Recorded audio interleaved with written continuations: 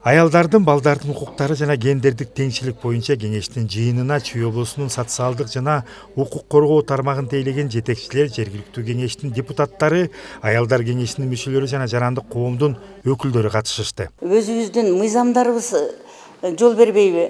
Же бизде мыйзамдарыбыз өтө жумшакпы? Же мыйзамдарды өзгөртүү керекпи? Мына ушул багытта өтө көп ой толгоолор болуп, мына сиздердин алдыңыздарга келип отурганыбыздын бирден бир себеби дагы мына ушул чогуу чаран ушул жерде сиздер биз үстүртөн иштесек сиздер ошонун арасында жүрөсүңөр. Өзгөртүүлөрдү киргизүү керек болуп атабы.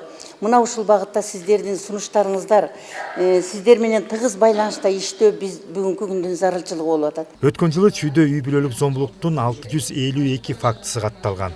Анын кесепетинен 16 өспүрүм өз өмүрүн кыйган учурлар дагы болгон. Чүй облусунун башчысынын орун басары белгилегендей, мындай көрүнүштөр болбош үчүн тийиштүү тараптар менен иш аракеттер жасалууда. 21-жыл менен салыштырмалуу 10 фактка азайган. 2021 жылы 26 факт катталса, 22 жылында 16 факт катталды.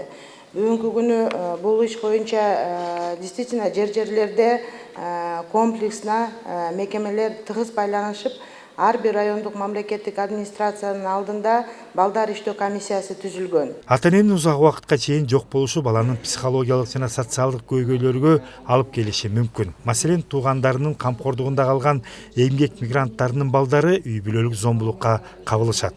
Бул тууралуу жыйындын катышуучулары бир ооздон билдиришти. Келечекте канча үй бүлө болот эле? Бул улуттун трагедиясы.